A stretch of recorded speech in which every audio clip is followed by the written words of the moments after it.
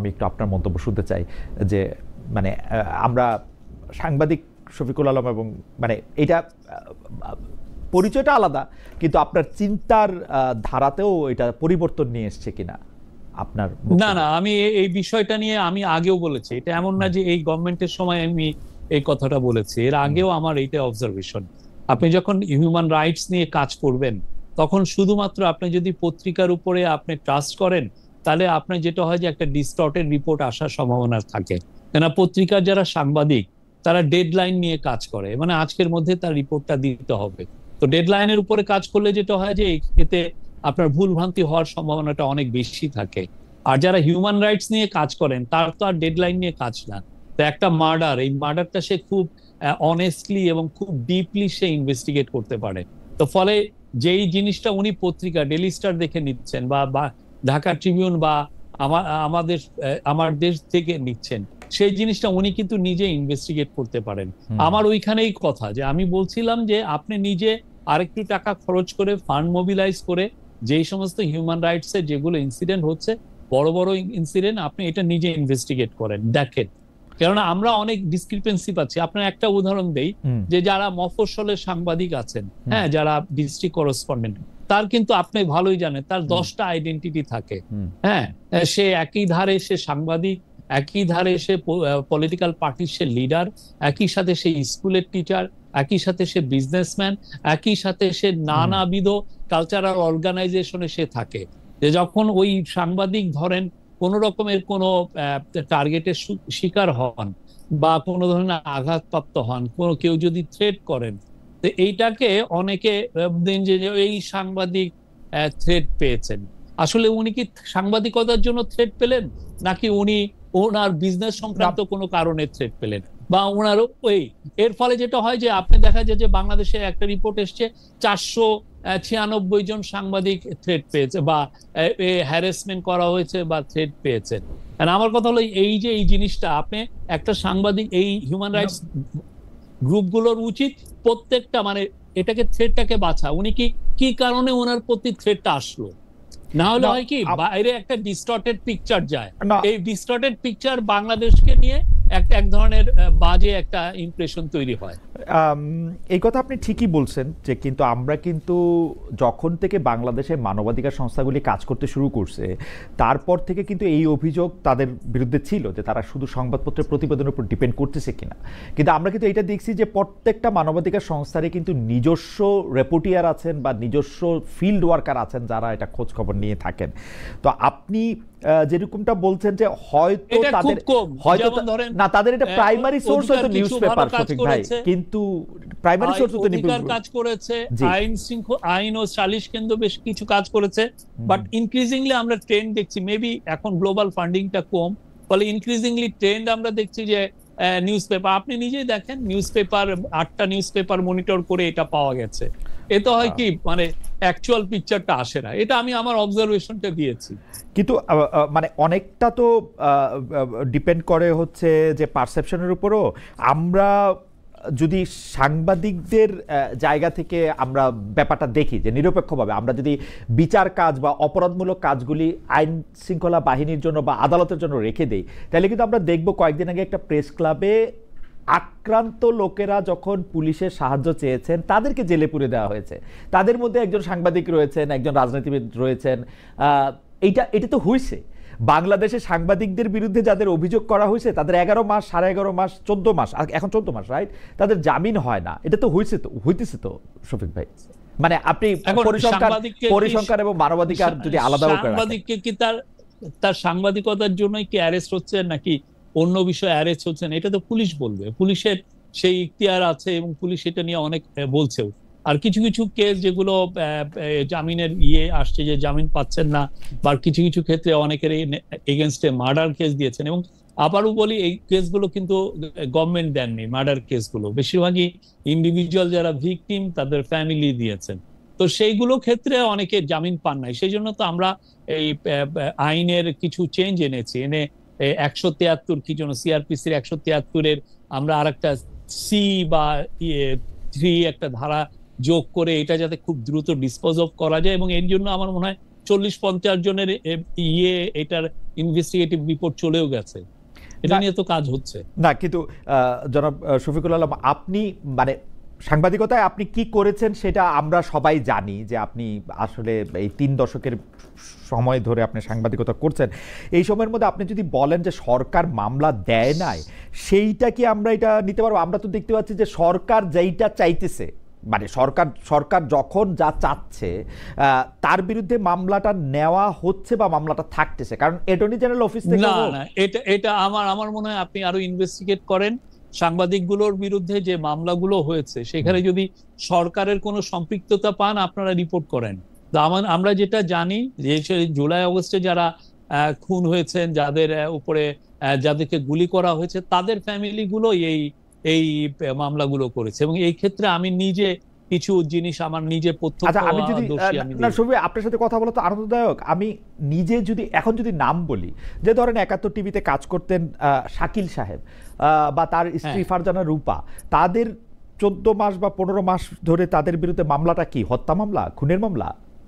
এটিকে আপনি দেখেন না, এটা তো এটাই তো বললাম যে ইন্ডিভিজুয়াল কেউ মামলাটা দিয়েছেন, আমরা তো দেই নাই, ইন্ডিভিজুয়াল কেউ দিয়েছে। আপনি জানেন মানে সরকারকে এতে প্রভাব বিস্তার করতেছে যাতে তাদের জামিন না হয়। বা কয়েকদিন আগে যে এই যে মঞ্জুরুল আলম পান্না বা ঢাকা বিশ্ববিদ্যালয়ের শিক্ষক হাফিজুর রহমান কার্জন, আপনার বন্ধুই হবেন হয়তো বা আপনার সমবয়সী আমাদের, তো কার্জন আমার বন্ধু না, কার্জনের বিষয়ে আমি অত ভালো জানি না। আচ্ছা, উনি বিশ্ববিদ্যালয়ের শিক্ষক, আগের গভর্নমেন্টের খুব ক্লোজ ছিলেন, এটা জানি। মানে আগের গভর্নমেন্টের ক্লোজ ছিলেন, সে ঠিক আছে, মানে সেটা তো আর মানে তার বিরুদ্ধে প্রসিডিংস এর কারণ হইতে পারে না। বাট আমরা তো এটা বলছিও না। তার বিরুদ্ধে পুলিশ যেটা ইনভেস্টিগেট করে যেটা পেয়েছে সে অনুযায়ী তারা চার্জ এনেছে। ওকে, মানে সে অনুযায়ী তারা, আপনি মনে করছেন সরকারের মধ্যে থেকে কোনো মানে প্রভাব বিস্তার করা বা আদালত মানে কে বলে দেওয়া, সেটা আপনি আমাদের মাননীয় ল অ্যাডভাইজারকে জিজ্ঞেস করেন, বা যারা কোর্ট সংক্রান্ত যারা দেখেন ওনারা। আমি সুপার জানি এগুলো বিষয়ে সরকার ইনফ্লুয়েন্স করে না। আচ্ছা, এগুলির ভিতরে সরকার ইনফ্লুয়েন্স করে না। তো আমরা তাহলে পরবর্তী প্রসঙ্গে যাওয়ার আগে আমি এই বিষয়ে একটু একটু বলতে চাই যে আপনি কি মনে করেন যে মানে আমরা যদি এটা এখন ইনভেস্টিগেট করে দেখতে চাই যে সরকার আসলে ইনফ্লুয়েন্স করতেছে বা করতেছে না, তো সেই ক্ষেত্রে আপনি একটা পরামর্শ দিলেন যে আমরা ল অ্যাডভাইজারকে জানতে চাইতে পারি। তো ল অ্যাডভাইজার কাছে জানতে চাইলে ল অ্যাডভাইজার বলতেছেন যে না, এটা করতেছেন না। কিন্তু আমরা মানে আর কি করতে পারি? আপনি আমাদেরকে একটু বলবেন যে এটার মধ্যে থেকে আমরা কি ইনভেস্টিগেট করলে বা কি করলে আমরা জানতে পারবো। কারণ আমি আমার জায়গাটা বলি, কারণ আমি দেখতেছি কোর্ট জামিন দিতেছে না, যেখানে জামিন পাওয়া তার অধিকার। জামিন কেন দিতেছে না? কোর্ট বলে ভয় পাচ্ছে। এখন ভয়টা কাকে পাচ্ছে এটাও আমি বুঝি না, কিন্তু কারণ হচ্ছে তার বিরুদ্ধে মামলা চলুক। আমি এটা চিফ জাস্টিস সাবেক, তার ক্ষেত্রেও এটা দেখছি যে তারা আসলে মানে মামলাটা করতেছে হচ্ছে খুনের, কিন্তু তার বিরুদ্ধে অভিযোগটা হচ্ছে সংবিধানকে ডিস্টর্ট করার, সংবিধানের ওথকে এটা করার। আমরা কি করতে পারি এটা যদি একটু বলতেন, যে মানে এটার মধ্যে থেকে ইনভেস্টিগেশনটা কি করব? মানে আমরা তো আর জজ সাহেবকে গিয়ে জিজ্ঞেস করতে পারি না যে আপনি এটা কিসের জন্য দিতেছেন না। আমরা এটা আদালতে বসে থেকে শুনতেছি যে না, একটা মানুষ একটা যদি তার বিরুদ্ধে অনেকগুলো অভিযোগ থাকে, অনেকগুলো কারণেই তো কোর্ট জামিন না দিতে পারেন। এটা কোর্ট আপনাদেরকে বলবে, বা আমি তো বললাম এটা ল মিনিস্ট্রি বলবে। ওকে, এটা ল মিনিস্ট্রি বলবে। ওকে, আমরা গত কয়েক মাস ধরেই সরকার প্রধান ডক্টর ইউনূসের মুখ থেকে সরাসরি, কখনো আবার আপনার কাছ থেকেও শুনছি যে আগামী ফেব্রুয়ারি মাসেই জাতীয় নির্বাচন হবে। কেউ কেউ বলতেছে যে নির্বাচনকালীন সরকারের চেহারাটা পাল্টে যেতে পারে, উপদেষ্টাটা কমতে পারে, বাড়তে পারে। এ ব্যাপারে কি আপনার কাছে কোনো তথ্য আছে, বা আপনি আমাদেরকে কোনো তথ্য নিশ্চয়ই আছে, মানে আপনি শেয়ার করতে পারবেন কিনা যে উপদেষ্টা পরিষদে একটা পরিবর্তন আসতে পারে কিনা? আমি যতটুক জানি যে নির্বাচন ফেব্রুয়ারির 15 তারিখের মধ্যেই হবে, এটা এক। দ্বিতীয় হচ্ছে যে নির্বাচনকালীন গভর্নমেন্ট বলে কিছু নাই, ইন্টারিম গভর্নমেন্টই এতে থাকবে। এবং সোফার আমি যেটা জানি যে কোনো ধরনের চেঞ্জ আমি দেখছি না যে আসছে। কেউ কেউ এই অভিযোগ করছেন যে এই উপদেষ্টা পরিষদের মধ্যে আসলে ওরকম ফিটনেসের অভাব রয়েছে যে যারা এই ইলেকশনকালীন একটা সময় সামাল দিতে পারবেন। কেউ কেউ আবার এটা বলছেন, আপনি জানেন যে আপনি যাকে ভবিষ্যতের প্রধানমন্ত্রী হিসেবে দেখতে চেয়েছেন, যে শেখ জনাব নাহিদ ইসলাম বলেছেন যে এই উপদেষ্টা পরিষদের আসলে সেফ এক্সিট নিয়ে কথা বলেছেন। তিনি বলেছেন যে তার দল থেকে এটা বলা হয়েছে কয়েকজন উপদেষ্টার ব্যাপারে ফাঁস করা হবে অনেক গোপন কিছু। আপনি এইটাকে কিভাবে দেখতেছেন, যে উপদেষ্টা পরিষদের বিরুদ্ধে একটা অনাস্থা কিনা রাজনৈতিক মহলগুলিতে? না, আমরা তো দেখছি যে তাদের সাথে আমাদের খুবই গভীর সুসম্পর্ক আছে। পলিটিক্যাল আপনি যদি রেসে থাকেন অনেক ধরনের তো কথা অনেকে বলেন। তো আর আমি মনে করি আমাদের government so far they did an excellent job, এবং প্রত্যেক ইন্টারিম গভর্নমেন্টের প্রত্যেক অ্যাডভাইজারই ভালো কাজ করেছেন। না হলে আপনি যেটাকে চ্যালেঞ্জ ভাবতেছেন ইলেকশন, আমরা মনে করি এর চেয়েও বড় চ্যালেঞ্জ আমরা গত 15 মাসে উত্তরণ করে এসেছি। এর চেয়ে বড় চ্যালেঞ্জ ছিল পোস্ট অগাস্ট 5 এর পরে যে সিচুয়েশনকে সামাল দেওয়া, ল অ্যান্ড অর্ডার সিচুয়েশনকে সামাল দেওয়া, পিস অ্যান্ড স্টেবিলিটিকে রিস্টোর করা, এবং ইকোনমি, যে ভঙ্গুর একটা ইকোনমি আমরা ইনহেরিট করেছি সেটাকে আরো একটা বেটার জায়গায় নিয়ে যাওয়া, ইকোনমি রিকভারি করা, এবং এই কাজগুলো, তারপরে ট্রায়ালের কাজগুলো করে আমার মনে হয় যে ইলেকশনটা খুব যে ম্যাসিভলি বিগ একটা কাজ, তার চেয়ে বড় কাজ আমরা গত 15 মাসে আমরা অলরেডি করেছি। তো ইলেকশন, হ্যাঁ, ইলেকশনে আমাদের প্রস্তুতি আছে, ইলেকশন কমিশন প্রস্তুতি নিচ্ছে, এই গভর্নমেন্ট প্রস্তুতি নিচ্ছে। আমি অন্তত বলতে পারি যে আমি গত 1-1.5 মাসে আমি অনেকগুলো মিটিং এ ছিলাম যেখানে ইলেকশনের প্রস্তুতির কথা হয়েছে, কি কি প্রস্তুতি নিচ্ছি সেগুলো আসছে, এবং আমরা দৃঢ় বিশ্বাস করি যে প্রত্যেকটা ইলেকশন, এই যে ফেব্রুয়ারি 15 তারিখের মধ্যে যে ইলেকশনটা হবে এটা খুবই সুশৃঙ্খল এবং ভালো ইলেকশন হবে, পৃথিবীর, বাংলাদেশের ইতিহাসে one of the best election হবে, আমরা এটা মনে করি। আমরা মানে আপনি কিন্তু খুব জোর দিয়ে ইলেকশনের ব্যাপারে বলেছেন যে পৃথিবীর কোনো শক্তি নেই যে ইলেকশনটাকে এখন সত্য। এখন আপনি পৃথিবীর কোন শক্তিকে মাথায় রেখে এটা বলছেন, যে মানে আপনি তো নিশ্চয়ই, নাকি এটা আমরা দেখছি যে লোকাল এবং বিদেশি অনেক কনস্পিরেসি তো আছে এই এই এই আমাদের ইলেকশনকে বানচাল করার। তো আমরা দৃঢ় বিশ্বাসী যে এই ধরনের কোন কনস্পিরেসি কাজ করবে না, এবং সেটার জন্য আমরা যথেষ্ট প্রস্তুত আছি এই কনস্পিরেসিকে কমব্যাট করার জন্য। আপনি এই সরকারের সবচেয়ে বড় কাজগুলির কথা বলতে গিয়ে আপনি পিস এন্ড স্টেবিলিটির কথা বলছিলেন, আপনি ভঙ্গুর অর্থনীতিকে ঠিক করার কথা বলছিলেন, কিন্তু সেগুলি কি মানে আরো খারাপ হতে পারতের জায়গা থেকে আপনি বলতেছেন, নাকি সত্যি সত্যি একটু ভালো হয়েছে? কারণ পিস এন্ড স্টেবিলিটির কথা বলতে গিয়ে সরকার ছাড়া বাকি সবাই মানে এক ধরনের, মানে সরকারে যারা আছেন তারাও আসলে এক ধরনের নেতিবাচক কথা মাঝে মাঝে বলেন, আর বাকি সবাই তো বলেনি। আপনি এটাকে আসলে কিভাবে দেখেন? খোদ উপদেষ্টাদের মধ্যেও আমরা অনেক সময় অনেকগুলি বিষয়, আপনি চাইলে কোটও করতে পারি যে অনেকগুলি বিষয়, যেমন উপদেষ্টা পরিষদের একজন বলেছেন যে আমরা মার্কিন যুক্তরাষ্ট্রের সাথে কিসের বিনিময়ে কি পেলাম এটা আমাদের সবার জানা উচিত। ভয়ঙ্কর কথা। পররাষ্ট্র উপদেষ্টাদের মধ্যে একবার বলেছেন যে আমরা এখানে একটা করিডোর দেওয়ার কথা ভাবছি, পরে বলা হচ্ছে যে এটা দেওয়া হচ্ছে না। আপনি জানেন এরগুলা। আপনার কাছে কি মনে হয় যে সত্যি সত্যি পিস এন্ড স্টেবিলিটির দিক থেকে যখন 1, 5, 7, 10 বছর পরে দেখা হবে, তখন কি এইটা ভাবা হবে যে শেখ হাসিনা যাওয়ার পরে যে ক্যাওস লাগার কথা ছিল সেইটা আপনারা কম লাগতে দিছেন, কিন্তু স্টেবিলিটি আসছে, সেটা কি আসলে বলা যাবে পিস এন্ড স্টেবিলিটির জায়গা থেকে? হ্যাঁ, আমরা মনে করি গত 15 মাস বাংলাদেশ যথেষ্ট স্টেবল ছিল এবং পিসফুল অ্যাটমসফিয়ার ছিল। আমরা ল অ্যান্ড অর্ডার যে ধরনের পত্রিকাগুলো যা বলে তার চেয়ে অনেক অনেক বেটার ছিল। আমরা এই জন্য প্রতিনিয়ত আমরা স্ট্যাটিস্টিক্স দিচ্ছি, ল অ্যান্ড ক্রাইমের ফিগার দিচ্ছি, এবং আমরা এটা মানে খুবই এভিডেন্ট যে আমাদের সিচুয়েশনটা কোথায় আছে। এবং আমরা গত বছরগুলোর সাথে যখন তুলনা করি, প্রত্যেকটা ক্রাইম, আপনি যদি মার্ডারের ফিগার দেখেন বা অন্যান্য গ্রেভ ক্রাইম, যেগুলো গ্রাভিয়াস ক্রাইম, সেগুলোর ফিগার দেখেন, খুব যে বেশি হেরফের হয়েছে তা না, দু একটা জায়গায় বেড়েছে। ওয়ান অফ দ্য রিজন বাড়ার একটা কারণ হচ্ছে যে এখন কেউ ভয় পাচ্ছে না। আগে তো আওয়ামী লীগের এগেনস্টে কেউ কেসই দিতে পারতেন না। আওয়ামী লীগের এক মেম্বার বা একজন ইউপি চেয়ারম্যান উনি রেপ করলে ওর এগেনস্টে কেস হয়েছে, আমার তো মনে পড়ে। তো ঠিক তেমনি এই গভর্নমেন্টের সময় সবাই নির্বিঘ্নে তাদের কেসগুলো ফাইল করতে পারছেন, এবং আমরা মনে করি যে পিস এন্ড স্ট্যাবিলিটি ছিল। আর ইকোনমি, যদি আপনি ওয়ার্ল্ড ব্যাংক আর IMF এর রিপোর্ট গুলো পড়েন না, তাহলেই দেখবেন যে ইকোনমি কোথায়। আমরা ইকোনমি, এই যে কোভিড উত্তর যে বাংলাদেশের ইকোনমি এবং হাসিনা যে এই চুরি চামারির যে ইকোনমি রেখে গেছিলেন, সেই জায়গা থেকে আমরা উত্তরণ করছি। ফলে ওয়ার্ল্ড ব্যাংক এবার বলছে, আপনি এই যে অর্থ বছর শুরু হলো জুলাই মাস থেকে, সেই জুলাই মাস থেকে আগামী বছরের জুনের মধ্যে সে বলতেছে যে আমাদের পোভার্টি রেট কমে আর 2%-এর মতো কমবে। সেটা আবার ওই আগে তো 20%-এর নিচেই ছিল, 20%-এর উপরে উঠেছিল, এটা আবার 20%-এর নিচে নেমে 19%-এ আসবে। আর আপনি এক্সপোর্টের ফিগার দেখেন, গত বছর পুরো একটা বছর এক্সপোর্ট প্রায় 9% বেড়েছে।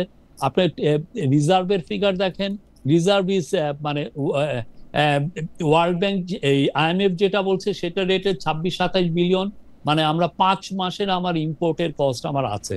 তারপরে অন্যান্য যেগুলো আপনি সবচেয়ে যেটা ভয় হচ্ছিল, সবাই এই ভয়টা ছিল যে আমি যদি মার্কেট বেস ডলার আর টাকার এক্সচেঞ্জ রেট করি, টাকা না ক্র্যাশ করে। পাকিস্তানে এরকম হয়েছে, তাদের পাকিস্তান রুপি যেটা ছিল ধরেন 150-এর মতো, সেটা 250-300 চলে গিয়েছিল ডলারের এগেনস্টে। আমাদের এখানে আমরা টাকাকে মার্কেট বেস করেছি এবং দেখেন আমাদের আরো টাকা শক্তিশালী হয়েছে, টাকা কমে নাই। তাহলে কি it's a sign, it's a reflection যে আমাদের ইকোনমি আরো বেটার এবং ঘুরে দাঁড়িয়েছে। এবং in the meantime Hasina যেগুলো টাকা যে সমস্ত ঋণ রেখে গিয়েছিল কাতার গ্যাসের কাছে বা শেভরনের কাছে বা মেট লাইফের কাছে, যাদেরকে অনেক কোম্পানিকে তাদের প্রফিট রিপ্যাট্রিয়েট করতে দিন, আপনি ইনভেস্টমেন্ট করলেন এখানে, অথচ আপনি প্রফিট আপনার হোম কান্ট্রিতে আপনি পাঠাতে পারছেন না। আমরা সবগুলোর ঋণ আমরা শোধ করেছি, মোর দেন $4 বিলিয়ন। তা আপনি যে, আমরা তো এটা দেখা কোয়াইট এভিডেন্ট যে আমাদের ইকোনমি কোথায় যাচ্ছে।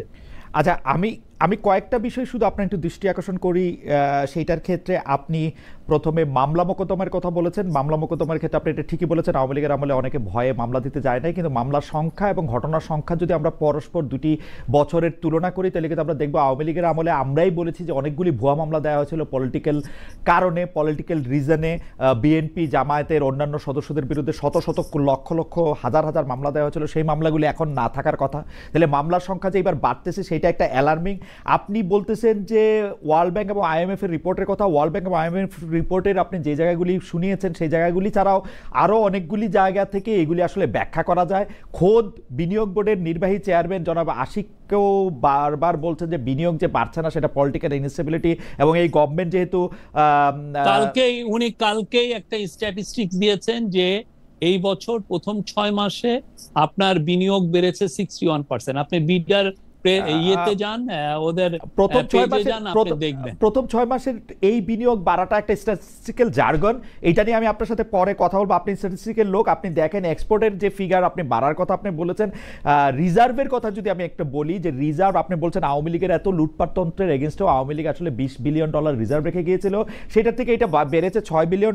আপনি যদি পাশাপাশি দেখেন যে আপনি আসলে আপনার ঋণ কতটা বাড়ছে সেইটা আসলে প্র্যাকটিক্যাল কিনা। টাকার দামের ব্যাপারে আপনি বলছেন, টাকার দামের ব্যাপারে আমি যেটা মার্কেট বেসড হওয়ার জন্য যেটা ক্রাশ করে নাই, তার জন্য পূর্ববর্তী সরকারগুলিরই আপনার কৃতিত্ব দিতে হবে, কারণ এই সরকার অনেক বেশি কিছু করছে কিনা আমি এটার আমার টাকা মার্কেট বেস এই গভর্নমেন্ট করেছে। আর আপনি টাকা মার্কেট বেস করছে এই গভর্নমেন্ট, কিন্তু আমরা যেই কথাটা আওয়ামী লীগ সরকারকে একিউজ করতেছিলাম যে ওরা শত কোটি লক্ষ কোটি টাকা পাচার করতেছে, তো ওরা যখন পাচারটা করতেছে না, এই সরকার যখন আসে তখন এটা অটোমেটিকলি একটা স্টেবল জায়গায় এটা দাঁড়ানোর কথা না। আপনার এটা শুধুমাত্র তো হয় না, এটার জন্য আপনার ব্যাংকিং সেক্টরে রিফর্ম আনতে হয়, আপনাকে ইনফ্লেশনটাকে আপনাকে চেক দিতে হয়, এবং এটা ম্যাক্রো ইকোনমিক স্ট্যাবিলিটি রাখতে হয়। এটা ছাড়া আপনার এটা অনেক সময় এটা ব্যাকফায়ার করে, এবং অনেকে ভয় পায় যে যদি আপনি মার্কেট বেস করেন আপনার টাকা এমন ভ্যালু এত ডিটোরিয়েট করে, পুরো দেখা গেল যে আপনার টাকা এখন 121 টাকা আছে, দেখা গেল 250 টাকা হয়েছে। 250 যদি হয় সে, হ্যাঁ। তো এই জায়গাটা আমরা আর আওয়ামী লীগ যে রিজার্ভ সেটা তো একটা জাস্ট একটা ম্যানিপুলেশন। সে আপনার $4-5 বিলিয়ন সে কাউকে দিতেই দেয় নাই। বাংলাদেশে যারা বছর, আপনি মেট লাইফে জিজ্ঞেস করেন, যেটা আলিকো ছিল, তারা আপনার 4 বছর ধরে প্রফিট রিপ্যাট্রিয়েট করতে পারে নাই। বাংলাদেশের কোন এয়ারলাইন্স তার প্রফিট রিপ্যাট্রিয়েট করতে পারে নাই। শেভরনের সে $250 মিলিয়ন সে প্রফিট রিপ্যাট্রিয়েট করতে দেয়নি। কাতার গ্যাসের সে টাকা দেয়নি 400 মিলিয়ন ডলারের মতো। তো এইগুলো তো আমাদেরকে পে করতে হয়েছে, ঠিক না? আমরা এগুলো পে করার পরে আমাদের, এবং আদানির $900 মিলিয়ন মতো রেখে গেছে। আমরা almost every Penney we have মানে পেইড। ঠিক আছে, আপনি একটু যদি আইসিটির মানে আইনানুষ্ঠানিক জায়গা থেকে আমি একটু বলি যে আপনি ইন্টারন্যাশনাল ক্রাইম ট্রাইব্যুনালের ওই জায়গা থেকে বা আইন শৃঙ্খলা রক্ষার জায়গা থেকে আপনি এটা একটা বলতেছিলেন যে যে আইসিটি থেকে আর কোনো ওয়ারেন্ট ইস্যু হবে কিনা সামরিক বাহিনীর সদস্যদের এগেনস্টে, সেটাতে আপনি এটা বলতেছিলেন যে আর হবে না। এখন আমাদের একজন সার্ভিং বিচারক উনি আমাকে এখন মেসেজ পাঠাচ্ছেন যে এটা বলার এখতিয়ার সরকারের আছে কিনা বা আপনার আছে কিনা। দুই, উনি বলতেছেন জামিন দিলে বিচারকদের বিরুদ্ধে শাস্তিমূলক ব্যবস্থা নেওয়া হচ্ছে, যেটা অবশ্য আপনি আগে বলেছেন যেটা আইন মন্ত্রণালয়কে এটা বলা, এটা সরকার করতে পারে কিনা। তিন, আরেকজন দর্শক আমাদেরকে এইটা বলতে বলছেন, সবগুলো আপনাকে একসাথেই বলে দিই যে ডক্টর মোহাম্মদ ইউনূস নিউ ইয়র্কে যে ইন্টারভিউ দিয়েছিলেন সেখানে সাংবাদিক মেহেদী হাসানের বক্তব্য সংশোধন করে উনি বলেছিলেন যে ফেব্রুয়ারিতে না, পরবর্তী সরকার না আসা পর্যন্ত তিনি ক্ষমতায় আছেন। কেউ কেউ মনে করছেন যে এইটা কোনো কিছুর একটা ব্যাখ্যা কিনা, আপনি কি একটু বলবেন কিনা? প্রথমে আইসিটি আপনি আমার স্টেটমেন্টটা যদি পড়ে দেখেন, আমি যেটা মানে যেহেতু ওই সময় খুব রিউমার আর স্পেকুলেশন হচ্ছিল, আমি কিন্তু ওদের বরাত দিয়ে বলেছি, আমি নিজে বলি নাই। আপনি পুরো ওই স্টেটমেন্টটা পড়েন। এই স্টেটমেন্টে আমি আইসিটি যে অফিস চিফ প্রসিকিউটর অফিসের সাথে কথা বলে ওদের বরাত দিয়ে কথা বলছি, আমার কথা না, এটা ওদের বরাতের কথা। আপনি আবার একটু দেখেন আমার স্টেটমেন্টটা। জি, আপনি বলতেছেন, আপনাকে যেটা উদ্ধৃত করা হয়েছে সেটা অনেকটা এরকম: এই মুহূর্তে সশস্ত্র বাহিনীর আর কোনো কর্মকর্তার বিরুদ্ধে গ্রেপ্তারি পরোয়ানা জারির কোনো পরিকল্পনা নেই। তার মানে হচ্ছে যে এটাই তো আপনার বক্তব্য না? এটার পরের সেন্টেন্সে দেখেন যে আমি ওই যে কোট আনকোটটা দেখেন, আমি ওদের বরাত দিয়ে, আমরা আইসিটির প্রধান প্রসিকিউটরের দপ্তর থেকে জানতে পেরেছি যে এই মুহূর্তে সশস্ত্র বাহিনী আর কোনো কর্মকর্তার বিরুদ্ধে। ঠিক আছে, আপনি বলেন তাহলে আমি আমার প্রশ্নটা একটু করব যে হ্যাঁ, আপনি তাদেরকে কোট করতেছেন সশস্ত্র বাহিনীর কর্মকর্তাদের বিরুদ্ধে। আমার প্রশ্ন যে এইটা কিন্তু বাংলাদেশে আইন কানুন থাকলে কিন্তু এটা আইসিটির প্রসিকিউটরের দপ্তর এটা বলতে পারে না আসলে। এখন আইসিটির প্রধান প্রসিকিউটর জিজ্ঞেস করে সে অস্বীকার করবে। Trust you me. আমি তাজুল ইসলাম সাহেবকে যদি জানতে চাই, তাজুল ইসলাম সাহেব তো জানে না এরপরে আর কোনজন এটার মধ্যে আসবে। এটা তো একটা অনগোয়িং প্রসেস, এটা আগামী 50 বছর ধরে থাকবে এই প্রসেস। উনি কেমনে বলবে এটা? এটা মূলত বলা হচ্ছে আপাতত, ঠিক আছে? যে এটা ওই দিন যে স্পেকুলেশন হচ্ছিল, যেই আপনি যদি পুরো ফেসবুক গুলো দেখেন বা আপনি দেখেন, ওইটার জন্য আমরা জানাচ্ছি, ওই দিনের জন্য, এটা ওই দিনের জন্য, রাইট? মানে এই মুহূর্তে আমরা আপনি এই মুহূর্তে কথা আমরা জানাচ্ছি। হ্যাঁ, আপাতত তারা এতজনকে দিয়েছেন। এখন ওরা ভাবছেন যে আগামীকাল আবার হবে বা অনেক ধরনের স্পেকুলেশন। আর আপনি জানেন তো ফেসবুকে কি ভয়ানক রকমের মানে বট বাহিনী আছে এইগুলোকে নিয়ে স্পেকুলেট করে। তো সেই জন্য আমরা ওই অফিসের সাথে কথা বলেছি, বলার পরে সেই স্টেটমেন্টটা দেওয়া, এমন কিছু না। আর আপনি যেটা চিফ অ্যাডভাইজারের বিষয় যেটা বললেন, উনি বলেছেন যে এই ফেব্রুয়ারির কথা উনি বলেছেন যে ফেব্রুয়ারিতে যে ইলেকশনটা হবে, হওয়ার পরে যে গভর্নমেন্টটা আসবে তার কাছে ক্ষমতা হস্তান্তর করার সাথে সাথে আমরা আর নাই। এটা এমন না যে আবার পরবর্তীতে কোনো এগুলো না, জাস্ট এটা ফেব্রুয়ারি জেনারেল ইলেকশনের সাথে সাথে যে গভর্নমেন্ট টেক ওভার করবে তার কাছেই তো আমরা আমাদের ক্ষমতা, এই ইন্টারিম গভর্নমেন্ট তার ক্ষমতা হস্তান্তর করবে, করে দেয়ার নো মোর।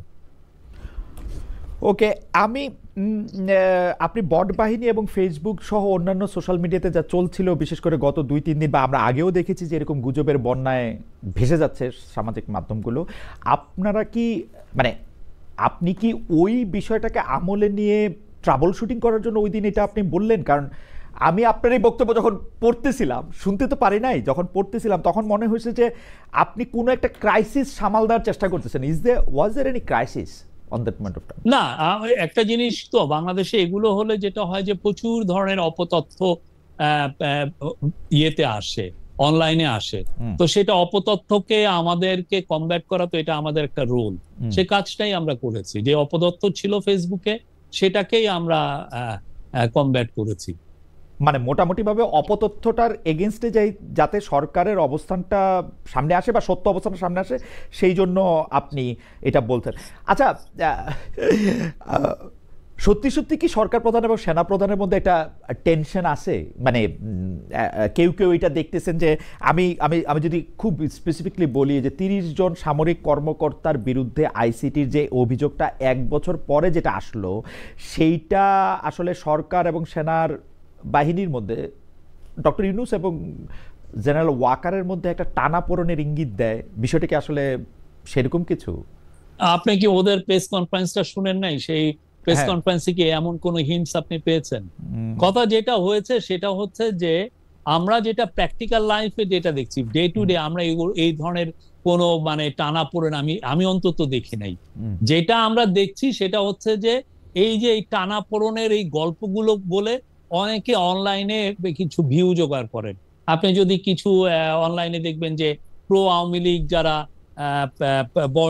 বলবো যে তথাকথিত সিনিয়র সাংবাদিক বা আর কিছু কিছু আছেন যারা প্রতিদিনই পারলে কু করান, প্রতিদিনই পারলে তারা আর্মির মধ্যে টেনশন আনেন।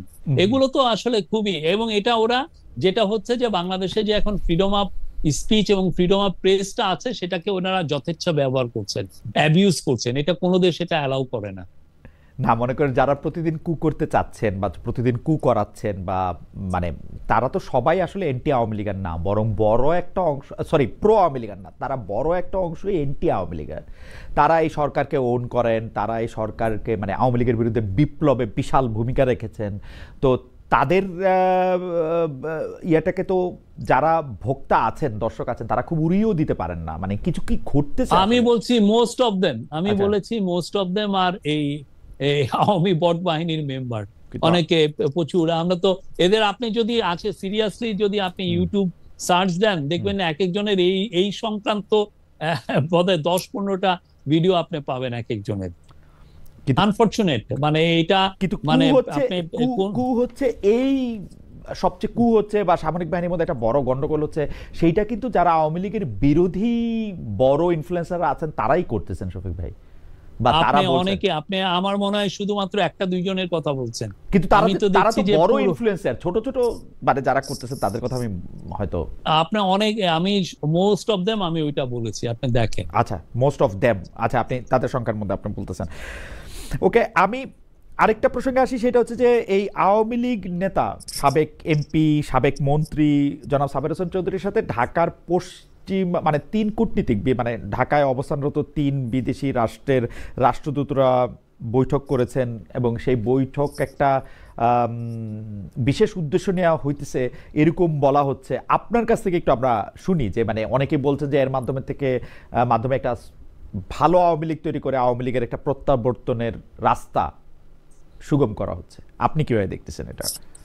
না, আমার এই বিষয়ে জানা নাই। ওনারা যেটা আমাদের ফরেন অ্যাডভাইজার বলেছেন, আমি সেখানেই আছি যে ওনারা ওনাদের মতো তার সাথে দেখা করেছেন। এই একটা প্রাইভেট সিটিজেন, তার সাথে তারা দেখা করতেই পারেন। আচ্ছা, এইটাকে আপনি প্রাইভেট সিটিজেনের সাথে দেখা করার চেয়ে বেশি আপনি বলতে চান না? হ্যাঁ। আচ্ছা শফিক ভাই, না এটা এমন কিছু তো না। আচ্ছা শফিক ভাই, এমন কিছু না। আর আওয়ামী লীগ, জি বলেন।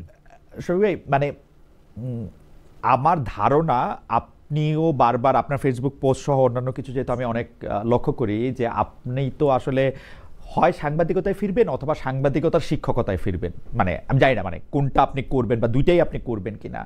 সেইখানে যদি আপনাকে ক্লাসরুমে এই প্রশ্ন করা হয়, আমি আপনাকে ক্লাসরুমের প্রশ্ন করি যে কেন সাবের হোসেন চৌধুরীর বিরুদ্ধে মামলাটার জামিন খুব দ্রুত হয়েছে, কেন অন্য মন্ত্রীদের বিরুদ্ধে হয় নাই, কেন একজন ব্যবসায়ী নেতাকে এখন জেলে থাকতে হচ্ছে, আরেকজন ব্যবসায়ী নেতা বাইরে থাকছেন, মানে এই ব্যাপারগুলো আসলে কিভাবে ঠিক করা হয়েছে বা এটা কারা ঠিক করছে? আসলে এটা তো কোর্ট বলবে, এটা আমি কেমনে বলবো? এটা কোর্টের ইখতিয়ার, কোর্ট বলবে এটা।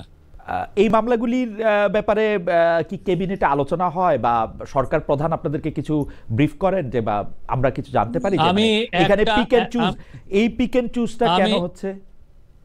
আমি একটা ক্যাবিনেট মিটিং ছাড়া আমি সবগুলো ক্যাবিনেট মিটিং এ ছিলাম, এই ধরনের কোনো আলোচনা আমি ক্যাবিনেটে শুনি নাই। আচ্ছা, কেউ কোর্টের যেগুলো এখতিয়ার সেগুলো নিয়ে ক্যাবিনেটে আলাপ হয়নি। একটা কথা এখন বারবার হচ্ছে যে উপদেষ্টাদের সেফ এক্সিট, যে কথাটা আমরা একটু তুলেছিলাম, এইটা সাবেক উপদেষ্টা জনাব নাহিদ ইসলামও বলেছেন। এমনকি মাহফুজ আলমের উপর আক্রমণের ক্ষেত্রে তাকে আসলে আক্রমণের মুখে ঠেলে দেওয়া হয়েছে, এই অভিযোগও করা হয়েছিল। আপনি আপনার ফেসবুক পোস্টে বলছিলেন যে কারা যেন আপনাকে গণসূত্র বলতেছে, এবং আপনার প্রায়, আমি যদ্দূর বুঝি যদ্দূর চিনি, আপনাকে প্রায় আপনার অনিচ্ছা সত্ত্বে আপনার নিজের বাসা ছেড়ে একটা সরকারি বাসায় যেতে হয়েছে। তো এইটাকে আপনি আসলে কিভাবে দেখেন, মানে মানে এই যে সেফ এক্সিট বা এইটার কথা হচ্ছে, এটাকে আপনি আসলে কিভাবে ডিল করবেন বাকিটা সময় বা এটা বর্তমান এগেন সময়ে? এই যে আমি মনে করি এটা ফ্রিডম অফ প্রেসের একটা অ্যাবিউজ। হুম। মানে যেগুলো আপনি আপনি যদি ধরেন যে আমাদের কোন অ্যাডভাইজারের এগেইনস্টে যদি আপনার কোনো অভিযোগ না না, থাকে এটা তো আপনারা এটা তো প্রেস সেগুলো নিয়ে করতেছে না লেখেন। শফিক ভাই, এটা তো কি প্রেস করতেছে না, এটা তো জনাব নাহিদ ইসলামকে উদ্ধৃত করতেছে প্রেস, এটা তো সার্জিস আলমকে না না উদ্ধৃত করতেছে নাহিদ প্রেস। আমি জানি না নাহিদ ইসলাম কি পরিপ্রেক্ষিতে এটা বলেছেন, বাট আমি যেটা জানি যে আমাদের যারা অ্যাডভাইজার আছেন তারা খুব বাংলাদেশে প্রাউড বাংলাদেশি, তারা বাংলাদেশে থাকবেন এবং বাংলাদেশে তারা বাংলাদেশকে যাতে একটা বাংলাদেশ যাতে ওয়ার্ল্ডের জাতিপুঞ্জের মধ্যে একটা সম্মানজনক জায়গায় পৌঁছান, সেই জন্য তারা তাদের সারা জীবনটাই সেই জন্য কাজ করবেন। তারা খুব প্যাট্রিয়টিক পিপল এবং তারা খুব তাদের আমি বলবো যে তারা গত 15 মাসে মানে যথেষ্ট চেষ্টা করছেন দেশটাকে একটা রাইট কোর্সে আনার জন্য। এই দে আর গুড পিপল, তাহলে নো ডাউট অ্যাবাউট ইট। এই যে জামাতের নেতা জনাব তাহের, বিএনপির একজন মানে চেয়ারপারসনের সাথে উনি হয়তো কাজ করছেন কোনো সময়, উনি স্পেসিফিক 8 জন উপদেষ্টার কথা বলেছেন। জামায়াতের নেতা বলে জনাব তাহের বলেছেন তাদের কাছে কণ্ঠস্বর রেকর্ড করা আছে। এনসিপি নেতারা বলছেন যে ফাঁস করে দেওয়া হবে, কোন কোন উপদেষ্টা কিভাবে কিভাবে কি করে সেটা দেখে দেওয়া হবে। মানে এত মানে এখন করছেন না কেন? তারা কালকেই করুন, আজকেই করেন না কেন? আজকেই করুন, আমরা শুনি কি বললেন। আমি তো মনে করি আমাদের যারা অ্যাডভাইজার আছেন তারা দে ডিড এক্সাম্পলারি জব, এটা আপনাদের মানতেই হবে। গিভেন দা মানে আমরা যে একটা ভঙ্গুর ব্যবস্থা পেয়েছি, একটা ভয়ানক একটা অবস্থায় এই গভর্নমেন্ট টেক ওভার করেছে, সেই জায়গায় they did a fantastic job. আপনি আজকে হয়তো তাদের মূল্যায়ন করছেন না, বাট আমি বলবো যে history will be kind to them. না, আমার কাছে মনে হয় যে আমরা অবশ্যই তাদেরকে, কিন্তু উপদেষ্টা পরিষদ ক্ষমতা আসার পরে এইটা একদম বলা হয়েছিল যে সকল উপদেষ্টা তার সম্পদের হিসাব দিবেন। আমরা বিভিন্ন উপদেষ্টাদের কাছে জানতে চেয়েছি, তারা বলেছেন তাদের কেউ কেউ এটা দিয়েছেন, এটা মন্ত্রী পরিষদে আটকে আছে। আপনি এই সম্পর্কে কিছু জানেন যে উপদেষ্টারা তাদের সম্পদের হিসাবটা আসলে দিবেন কিনা, দিয়েছেন কিনা, দিতে চান কিনা, নাকি এটা? আমার মনে হয় দিয়েছেন, আমার এটা দেখতে হবে, বাট আমার মনে হয় ওনারা দিয়েছেন। এটা কি প্রকাশ করা হবে? প্রধান উপদেষ্টার কাছে দিয়েছেন সবাই, মানে বলা হয়েছিল যে প্রধান উপদেষ্টা এটা প্রকাশ করবে। আমার মনে হয় আমি এটা দেখবো, আমি এটা জেনে আপনাকে বলতে পারবো। আচ্ছা, নেক্সট টাইম যদি খুব দ্রুত আপনি আমাকে আবার ডাকেন। না নিশ্চয়ই, আপনার সঙ্গে আমার নানা কারণে আবার দেখা হতো। তাহলে আপনি বলতেছেন যে উপদেষ্টা পরিষদে যারা কাজ করতেছেন উপদেষ্টাদের মধ্যে কারো বিরুদ্ধে ওই রকম কোনো অভিযোগ যদি থাকে তাহলে এটা এখনই সামনে আনা উচিত, এই 8 জন 3 জন কণ্ঠস্বরে সেগুলি না বলাই ভালো। না, এটা অনেকে এগুলো বলে একটু মার্কেট পেতে চান আর কি। আমরা তো মনে করি দে আর ডুইং ফ্যান্টাস্টিক জব। বাংলাদেশের উপদেষ্টা, আমাদের উপদেষ্টারা। আচ্ছা, একটা তো আছে যে মানে আমি বললাম যে কিছু উপদেষ্টা দায়িত্ব পালনে অনীহা দেখাচ্ছেন, কারো অভিযোগ কিছু উপদেষ্টা আখের গুছিয়েছেন এরকম অভিযোগ। জামাতের গুরুত্বপূর্ণ নেতার কথা বললাম যে তিনি জনাব তাহের, অন্তর্বর্তীকালীন সরকার কোন ষড়যন্ত্রে লিপ্ত সেটা তাদের কাছে নাম কণ্ঠ রেকর্ড আছে। বিএনপি থেকে আর বিএনপি তো ছাত্র নেতৃত্ব থাকা আসা উপদেষ্টাদের বিষয়ে কয়েক মাস ধরেই অভিযোগ করেছে তাদের নিরপেক্ষতা নিয়ে। নিরাপত্তা উপদেষ্টা পদত্যাগও তারা দাবি করেছিল। এই এই এই এই সময়ে মানে আপনাদের কাছ থেকে যেহেতু, বা আপনার কাছ থেকে আমি এটা জানতে চাই যে মাননীয় প্রেস সচিবের কাছ থেকে, যে আপনারা কোনো একটা স্টেটমেন্ট বা মানে এরকম কিছু ইস্যু করবেন কিনা যে আসলে এই জায়গাগুলিতে কি করা উচিত, বা এরকম কোনো বাস্তব ভিত্তি আছে কিনা কোনো কিছুর, মানে আপনারা কি? না, যেটার বাস্তব ভিত্তি নাই সেটা নিয়ে আমরা স্টেটমেন্ট দিব কেন? না, আপনারা তো গুজবকে, আমরা তো মনে করি আমাদের cabinet they are doing great job. ক্যাবিনেটের যারা মেম্বার আছেন, ইন্টারিম গভর্নমেন্টের যারা অ্যাডভাইজার আছেন, তারা খুবই ভালো কাজ করছেন। এবং আপনারা যদি মনে করেন যে না ওনারা ভালো কাজ করছেন না, তাহলে যেটা করা যায় যে আপনারা তাদের কাজগুলো নিয়ে দেখেন, ইনভেস্টিগেট করেন। এটা নিয়ে আপনি একজন না 5, 6, 7, 8, 10 জন সাংবাদিককে নিয়োজিত করেন যে তার বিষয়ে জানার বিষয়ে, আপনারা তাদের বিষয়ে জানেন, রিপোর্ট করেন। আমরা তো কোনো নিউজে তো বাধা দিচ্ছি না যে না এর বিষয়ে আমি স্টেটমেন্টের কথাটা কেন বললাম, গুজব না ছড়ানোর জন্য বা মিথ্যাকে কমব্যাট করার জন্য আপনারা কিন্তু তথ্য দিয়েছেন, কিন্তু উপদেষ্টাদের বিরুদ্ধে একের পর এক অভিযোগের ক্ষেত্রে আমরা স্পেশালি আপনাকে বেশি একটা আমি এটাকে কথা বলতেই শুনি নাই।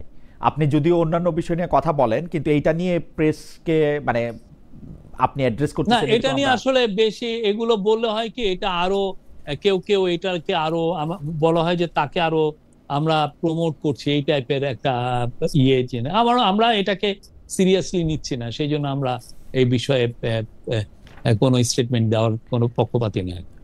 পরবর্তী প্রসঙ্গে যাওয়ার আগে আমরা আপনাকে উদ্ধৃত করে দর্শকদের কাছ থেকে একটা মতামত জানতে চেয়েছিলাম যে আগামী 50 বছরেও আওয়ামী লীগের ফেরার সুযোগ দেখা যাচ্ছে না।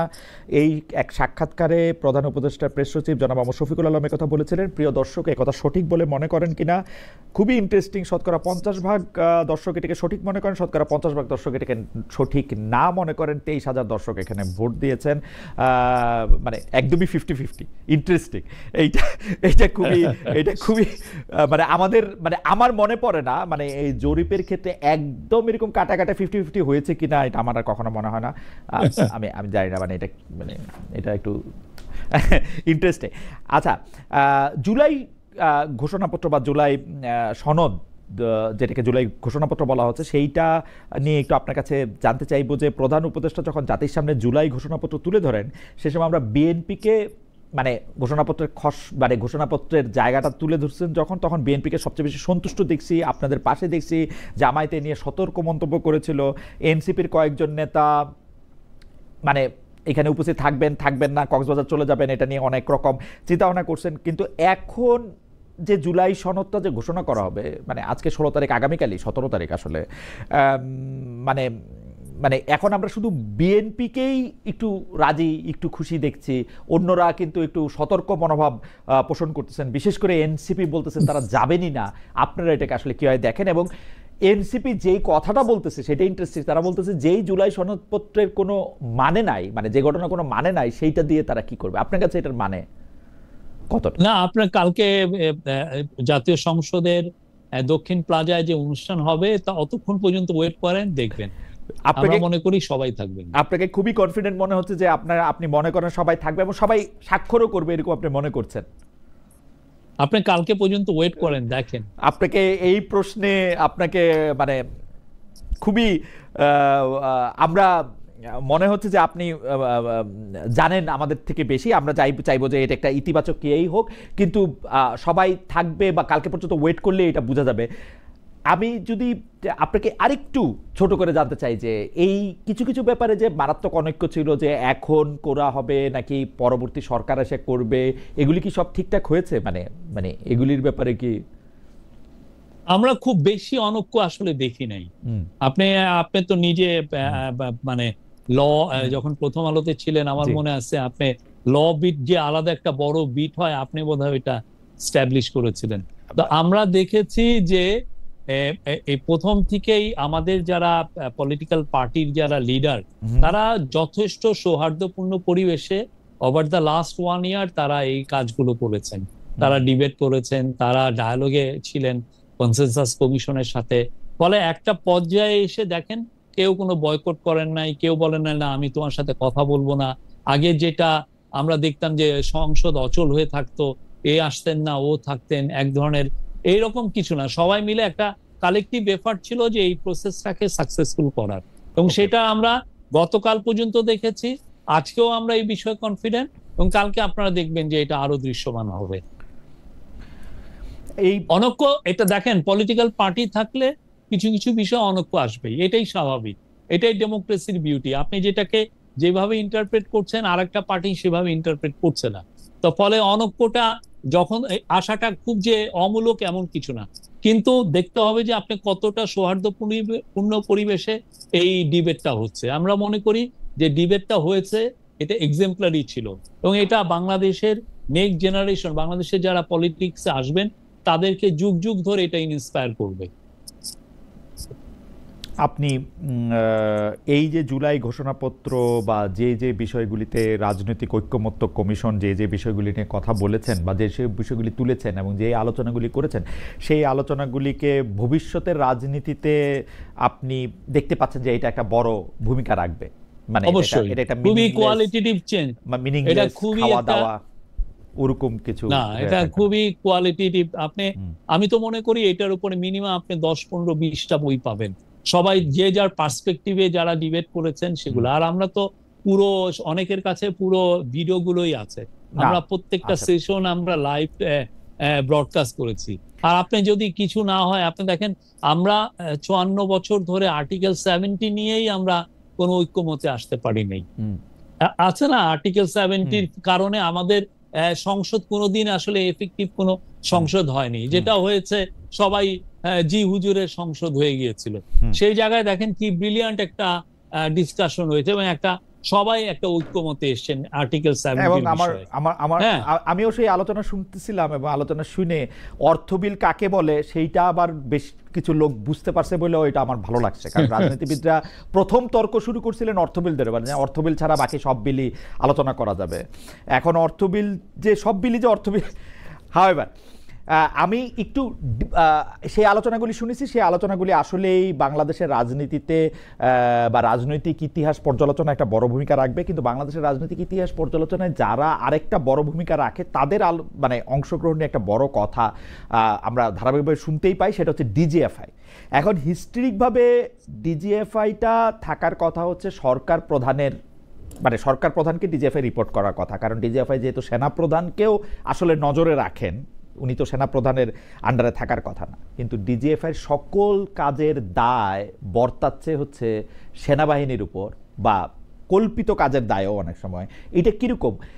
এমনকি আমি উপদেষ্টাদের কাছেও জানতে চেয়েছিলাম যে আপনারা যে এই কাজটি সরকারের ভিতরে সরকারের কথা বলছেন, ক্ষমতার কেন্দ্র বলছেন, সেটি কেন? যারা আসিফ মোহাম্মদ সজীব ভুঁইয়া কিন্তু আমাদেরকে স্পষ্ট বলেছেন, আমার যদ্দূর মনে পড়ে আরও একজন উপদেষ্টা, এই মুহূর্তে নাম মনে পড়ছে না, তিনি বলছেন যে আসলে কাগজে কলমে যা আছে ব্যাপারটা তা সবসময় নাও হতে পারে।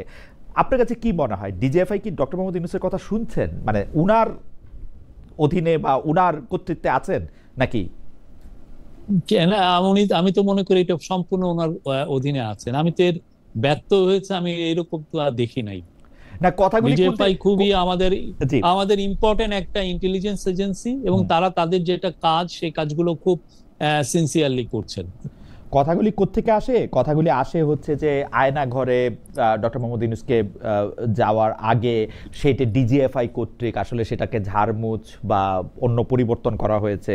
কথাগুলি আসে হচ্ছে যে উপদেষ্টাদেরকেও আসলে এক ধরনের চাপে রাখা হয়েছে, প্রধান উপদেষ্টাকে চাপে রাখা হয়েছে সেনাপ্রধান কর্তৃক, যাতে তারা বেশি না করতে পারে। এই ব্যাপারগুলি মানে না, বারবারই আলোচনা আসে। আমরা না, এটা আসলে এই যেটা হয় কি, ডিজিএফআই নিয়ে আমাদের দেশে খুব মুখরোচক গল্প চলে। হুম, হুম, হ্যাঁ, এই জানেন ডিজিএফআই এটা করেছে, ওইটা করেছে। হুম, আমি আমার সময় দেখেছি অনেক সাংবাদিক মানে ডিজিএফআই তাকে ডাক দিয়েছে সেটা নিয়ে খুব বলতেন, এবং একটা ভয়ের একটা ইয়ে। হ্যাঁ, অবশ্যই ডিজিএফআই এর আগের যে কাজগুলো ছিল সেগুলো তো অনেকগুলো স্ক্রুটিনাইজ মানে হয়েছে, হচ্ছে। বাট আমরা আমাদের পুরো সময়টুকু আমরা বলতে পারবো যে ডিজিএফআই খুবই এই গভর্নমেন্টের মানে খুবই একটা ইম্পর্টেন্ট একটা ইন্টেলিজেন্স এজেন্সি হিসেবে কাজ করেছে। শফিক ভাই, ডিজিএফআই এর যে বাজেট, যেটা আমরা আসলে সেইভাবে কখনো জানতে পারি না, আহ, আমরা দেখেছি যে শেখ হাসিনা সরকারের সময় ডিজিএফআই একটা খুবই মানে বিশাল বাজেটে কাজ করছে, মিডিয়াকে হয় নিয়ন্ত্রণ করার জন্য, অথবা মানে কখনো ক্যারট, মানে কখনো পুরস্কার, কখনো শাস্তি দেওয়ার ক্ষেত্রে তারা বাজেট অনেক বেশি পেয়েছে। এই একই বাজেট কি আছে, নাকি বাজেটে পরিবর্তন হয়েছে? একই কার্যপরিধি কি আছে, না কার্যপরিধির পরিবর্তন হয়েছে? না, আমাদের ডিজিএফআই এর বিষয়ে আমরা ওই আপনি যে হুম, স্টেটমেন্টটা একটু আগে পড়লেন হুম, সেখানে আপনি দেখবেন যে আমরা কিন্তু বলছি যে ডিজিএফআই এর যে ফোকাসটা, এটা যাতে আরো বেশি এক্সটার্নাল আমাদের যে রিস্ক গুলো আছে, এক্সটার্নাল আমাদের যে যেই ধরনের ইন্টেলিজেন্স গ্যাদারিং করতে হয়, হুম। হ্যাঁ, আপনি সেই গ্যাদারিংটা যাতে আরো বেটার ওয়েতে করা যায়, এখানে যেন ফোকাসটা যাতে বেশি থাকে, সেটার বিষয়ে এই গভর্নমেন্ট খুব বেশি করে নজর দিচ্ছে। আপনি দেখেন 2017 সালে এই 7.5 লক্ষ রোহিঙ্গাকে আপনি দেখেন জেনোসাইডের শিকার করে তাদেরকে মায়ানমার মিলিটারি বাংলাদেশে পাঠিয়ে দিয়েছে, যে একদম ইয়ে করে। তো এটার কোনো ইন্টেলিজেন্স সেরকম ভাবে ছিল না আমাদের। এটা তো একটা ম্যাসিভ ইন্টেলিজেন্স ফেলিউর। হুম, যে ইন্টেলিজেন্স আমার প্রথম থেকে প্রথম ডে, ওরা যখন এই কাজটা তো ওরা একদিনে করে নাই, ওরা দিনের পর দিন এটা করছে। ওরা ফেসবুকে রোহিঙ্গাদের এগেনস্টে একের পর এক ফেক নিউজ চালিয়েছে, আমাদের ভয়ানক রকমের তারা একটা পরিবেশ তৈরি করেছে, সেটা তো আমাদের জানা উচিত ছিল যে যে ওইখানে এই কাজটা হচ্ছে এবং এই কাজটার অবশেষে দায়টা এসে আমাদের দায়টা তো না, এটার যে বার্ডেনটা এসে আমাদের উপরে পড়বে।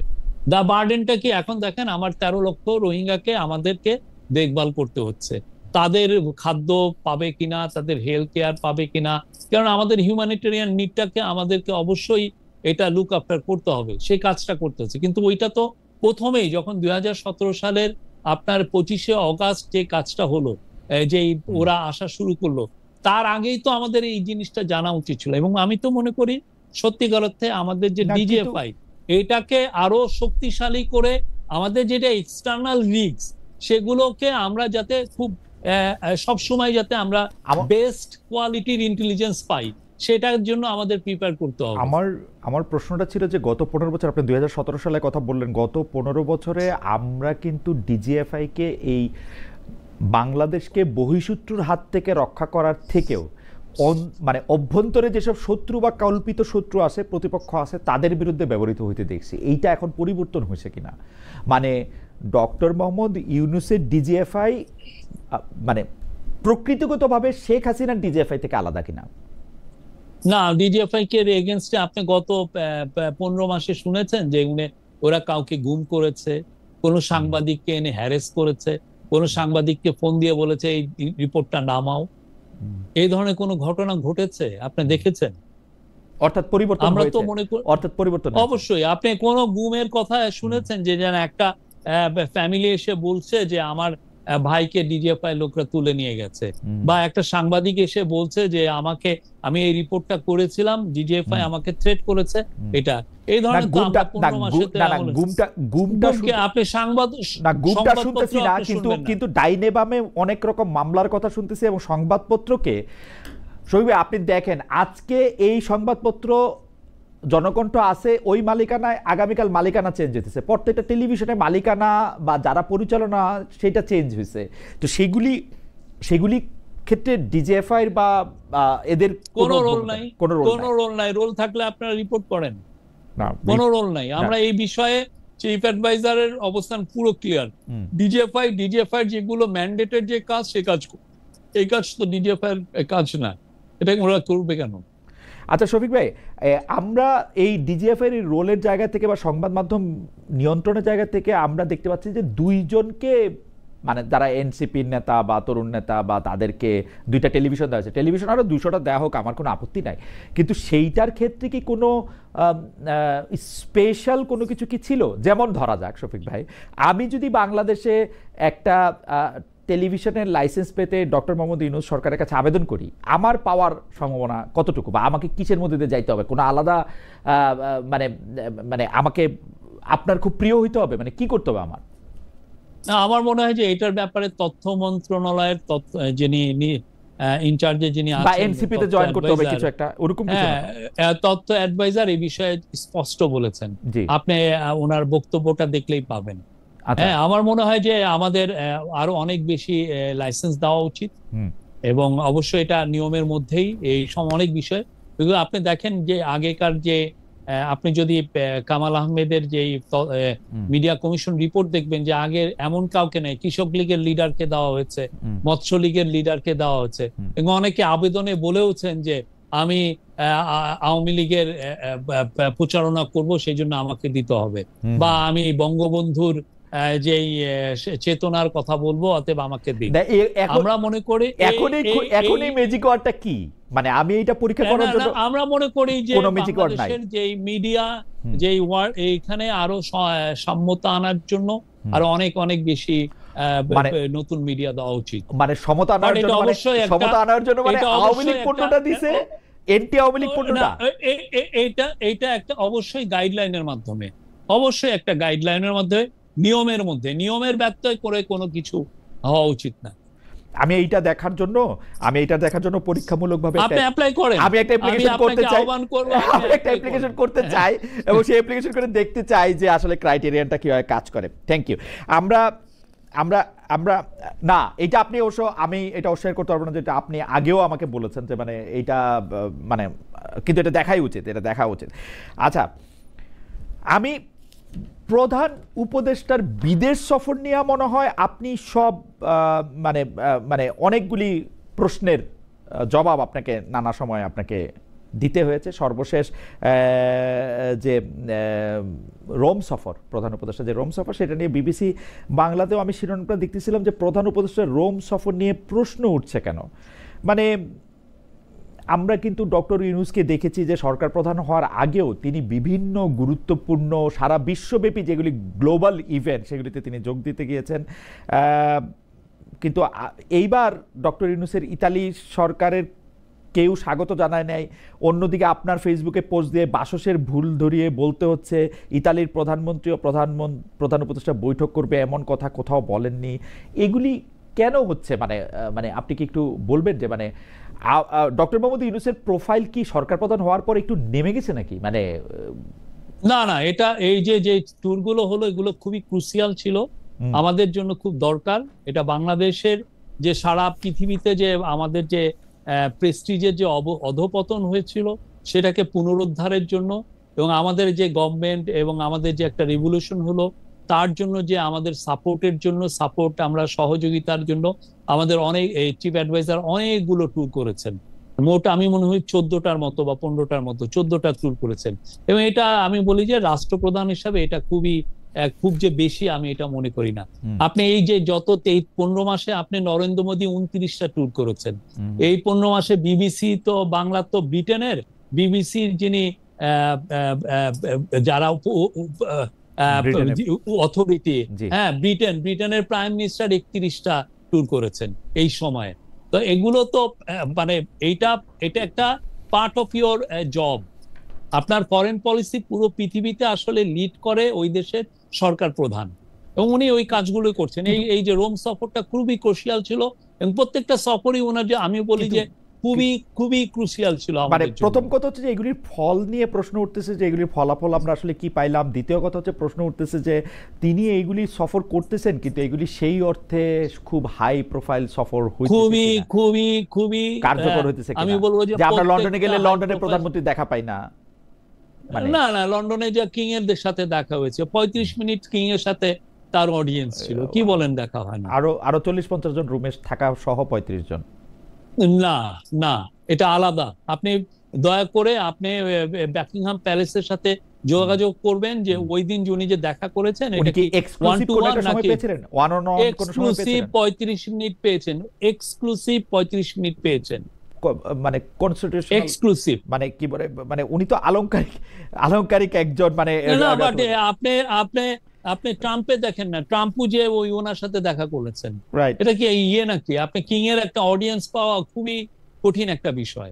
ওকে, বাট মানে আপনি মনে করতেছেন যে সফরগুলি করা হয়েছে সেই সফরগুলি খুবই প্রত্যেকটা সফর ইম্পর্টেন্ট ছিল। এবং এই গভর্নমেন্টের এবং এই যে পরিবর্তিত পরিস্থিতির জন্য, যেখানে আমাদের দেশকে ইন্টারন্যাশনালি এক ধরনের একটা ক্যাম্পেইন চলছে, আওয়ামী লীগের লোকরা মিলিয়নস ডলার তারা ব্যয় করছে এই গভর্নমেন্টকে দেখাতে যে এটা একটা তালেবান গভর্নমেন্ট। এই প্রফেসর ইউনূস একটা চিফ তালেবান হয়ে গেছেন, আমরা সবাই তালেবান। এই ধরনের একটা যেখানে রিলেন্টলেস একটা মিস ইনফরমেশন ক্যাম্পেইন হচ্ছে, সেই জায়গায় আমাদের বারবার প্রতিটা বিশ্বের সমস্ত জায়গায় যেতে হচ্ছে, আমাদের বলতে হচ্ছে যে হোয়াট কাইন্ড অফ রেগুলেশন ইট ওয়াজ, এবং এই গভর্নমেন্ট কি কাজ করছে। আমরা ফরেন ইনভেস্টর আনতে চাচ্ছি, আমরা যেই সমস্ত জায়গায় চিফ অ্যাডভাইজারের ফোকাস দিচ্ছেন সেই বিষয়ে প্রত্যেকটা বিষয়ে আমরা চিফ অ্যাডভাইজার কথা বলছে। আপনারাও কি লবিস্ট নিয়োগ করেছেন বা করছেন? আপনাদের বক্তব্য কোথায় আপনি দেখেছেন লবি? না, আমি জানতে চাইছি। আপনি দেখেন, আপনি বলেন আমরা লবিস্ট নিয়োগ করেছি কিনা। আমি আপনার কাছে জানতে চাইছি, মানে সরল প্রশ্ন। না আপনি কারণ হচ্ছে কি, প্রশ্নটা কোথেকে আসছে আমি বলি। জামায়াতে ইসলামের একজন লন্ডনের নেতা জনাব আবু বকর, উনি বলেছেন যে শেখ হাসিনাকে ক্ষমতা থেকে উৎখাত করার জন্য ডক্টর মোহাম্মদ ইউনূস আগে থেকেই লবিস্ট নিয়োগ করেছিলেন, এবং তার জন্য যে টাকা পয়সা ব্যয় করেছেন তারও একটা তিনি বর্ণনা দিয়েছিলেন। আমরা এটা নিয়ে তো সত্য মিথ্যা জানি না, প্রশ্ন করছি যে আমি ওনাকে ফোন দিয়েছিলাম, আমি বললাম যে আপনি যে এত বড় একটা ডাহা মিথ্যা কথা বললেন, এটার একটা আপনি দিবেন। উনি বললেন যে বাংলাদেশি পত্রিকা যারা এটা ছেপেছে প্রত্যেককে উনি রিজয়েন্ডার পাঠাবেন। মানে এটা একটা ডাহা মিথ্যা ছিল। উনি তো মুখে বলেছেন, মুখেই তিনি ডাহা মিথ্যা কথা বললেন। হ্যাঁ, উনি এটা ডাহা মিথ্যা কথা বলেছেন। ওকে, আর এই সরকার এখন পর্যন্ত কোনো লবিস্ট নিয়োগ দেয় নাই সরকারের কথা বলার জন্য? না, কিন্তু এইটা আমার শেষের আগের প্রসঙ্গ, সেটা হচ্ছে যে সরকারের জনপ্রিয়তা নিয়ে যেসব জরিপ হচ্ছে এমন কোনো আয়োজনে আপনাকেও দেখা যাচ্ছে, আপনি কথা বলছেন। আমরা জানতে চাই এই সরকার কতটা জনপ্রিয়, এই সরকার কতটা জনবান্ধব, সে প্রচার প্রচারণা কতটা জরুরি। মানে একটা দল নিরপেক্ষ সরকারকে কি আমরা একটু পপুলিস্ট দেখতে পাচ্ছি? মানে দল নিরপেক্ষ সরকারকে পপুলিস্ট থাকতে হবে কেন, দেখতে হবে কেন? মানে জরিপ দিয়ে সে যে খুব জনপ্রিয় সেটা কেন বুঝাইতে হবে? মানে আপনার ইয়াটা কি, থিম বা এটা বাইরে কিন্তু যারা আপনি ইউগভ আপনি দেখেছেন, ইউএসএ প্রতি মাসেই ওরা করে, অন্যান্য প্রত্যেকটা দেশেই জরিপটা নেয়। জরিপটা নেওয়ার একটা কারণ হচ্ছে যে আমি যে কাজগুলো করছি, মানে এই গভর্নমেন্ট যে কাজগুলো করছে সেটা কি রাইট অন ট্র্যাক আছে কিনা, জনগণ কি ভাবছে সেটা তো জানার বিষয়টা খুবই ইম্পর্টেন্ট, এবং সেই ভাবনাটাই জরিপে অনেক সময় রিফ্লেক্টেড হয়। সেই জন্য যে কোনো দেশেরই, সেটা ইন্টারিম গভর্নমেন্ট হোক আর এটা পলিটিক্যাল গভর্নমেন্টই হোক, এটার প্রতি মাসেই দেখবেন যে এক ধরনের জরিপ নেওয়া হয় যে তারা কি, এটা আপনি দেখবেন যে কেয়ার স্টারমারের জরিপ নিয়ে প্রচুর কথা হচ্ছে যে উনি যেই ফলাফল আসছে, বা ট্রাম্পের অ্যাপ্রুভাল রেটিং, এটা একটা ইস্টাবলিশ একটা নর্ম। আমরা ইন্টারিম গভর্নমেন্ট তো অনেকগুলো কাজ করছে, ওরা ট্রায়ালের কাজ করছে, রিফর্মের কাজ করছে, ইলেকশনের ব্যাপারে প্রিপারেশন নিচ্ছে, অন্যান্য ইকোনমিক রিকভারির বিষয়ে যেগুলো কাজ সেগুলো করছে। তো এই কাজগুলো কতটা জনবান্ধব এবং এই কাজগুলোই অ্যাপ্রুভালটা রেটিংটা কত, সেটা জানা তো অন্যায় কিছু না। এটা খুবই দরকার। আপনি কেমন মনে করতেছেন যে ইন্টারিম গভর্নমেন্টের অ্যাপ্রুভাল রেটিং এর কার্ভ কি ঊর্ধ্বমুখী অথবা সমান আছে?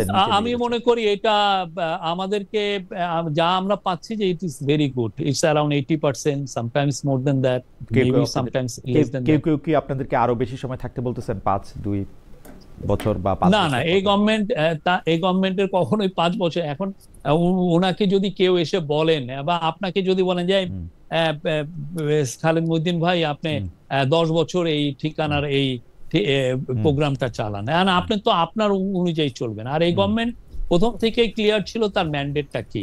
তার ম্যান্ডেট ছিল রিফর্ম এর কাজগুলো করা, ইকোনমিক রিকভারি করানো, তার কাজ ছিল ট্রায়াল গুলো করা, যে জুলাই আগস্ট বা তার পূর্ববর্তী যে ভয়ানক রকমের খুন খারাপি হয়েছে সেগুলোর হিউম্যান রাইটস অ্যাবিউজ হচ্ছে সেগুলোকে বিচার করা এবং একটা ভালো ইলেকশন দেওয়া। আমরা মনে করছি যে এই কাজগুলো যথেষ্ট প্রোগ্রেস হয়েছে। এখন ইলেকশনের সময় এবং ইলেকশনের টাইমটা উনি ঘোষণা করছেন এবং তারপরে এটা ছেড়ে দিবেন। এখন আপনি 10 বছর চান আর 50 বছর চান, প্রফেসর ইউনূস উনি একটা লাইন টেনে দিয়েছেন যে না, ফেব্রুয়ারি প্রথমার্ধে ইলেকশন হবে এবং এরপরে উনি তার যে পুরনো যে কাজগুলো উনি করতেন এবং খুব আনন্দের সাথে করতেন সেই কাজে ফিরে যাবেন।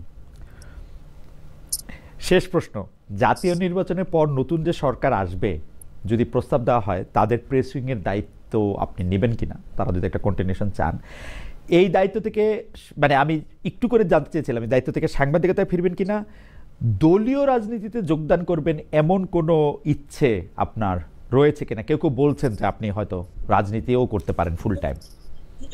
আমি প্রচুর গ্রামে যাই, গ্রামে গেলে ওই ছবিগুলো আবার আমি পোস্ট করে, মানুষ ভাবতেছে যে আমি বুঝি আমার পপুলারিটি টেস্ট করতেছি। তা না, আমি অনেক বছর ধরেই গ্রামে যাই, আর আমার পলিটিক্সে জয়েন করারও কোনো ইচ্ছা নাই। আর এই পরবর্তী গভর্নমেন্ট আমাকে যদি এটাও আমার মনে হয় না আমি করব, কারণ আমার যেটা প্ল্যান হচ্ছে আমি জার্নালিজমে ফেরা। এটা অনেক সময় কষ্টসাধ্য হবে, বাট আমার চেষ্টা, আমি সত্যিকার অর্থে বলি, লেখা আপনি বিদেশি সংস্থায় যাবেন, দেশি সংস্থায়? এটা ঠিক করেন না, আমি চাবো যে দেশি সংস্থা। আর আমার খুব বাংলা জার্নালিজম করার ইচ্ছা, সারা জীবন আমি ইংরেজি জার্নালিজম। আপনার কি ব্রডকাস্ট করার ইচ্ছা আছে? ব্রডকাস্ট যে আমাকে ভালো প্রস্তাব দিবে, আমার টাকা, আমি আপনাকে অনেক ভালো প্রস্তাব দিতে চাই, আমাকে এই সরকারকে টেলিভিশন দিলে টাকা দিবে, লেটস মেক এ ডিল ইনশাআল্লাহ। আসি আপনার সাথে। ওকে, সঙ্গে আপনাকে অনেক ধন্যবাদ। আমরা অনেকগুলি বিষয় নিয়ে আপনার সাথে অনেকগুলি বিষয়ে প্রশ্ন করলাম এবং জানতে চেষ্টা করলাম। অনেক দর্শক আমাদের সঙ্গে ছিলেন, দর্শকরা নানা ধরনের প্রশ্ন করেছেন। দর্শকদের প্রশ্ন আমি যথাসম্ভব অ্যাকোমোডেট করতে চেষ্টা করেছি। আমাদের রিসার্চ টিমের প্রশ্নকেই আমি আসলে বেশি গুরুত্ব দিয়েছি দর্শকদের প্রশ্নের মধ্যে, কারণ এত বেশি দর্শকরা মতামত দিয়েছেন, তবু যে কয়টা সম্ভব হয়েছে সেই কয়টা আমি করেছি। শোয়েব, আপনাকে অনেক ধন্যবাদ। অনেকগুলি বিষয় আপনার সাথে কথা হয়েছে, আমি নিশ্চয়ই আপনার সঙ্গে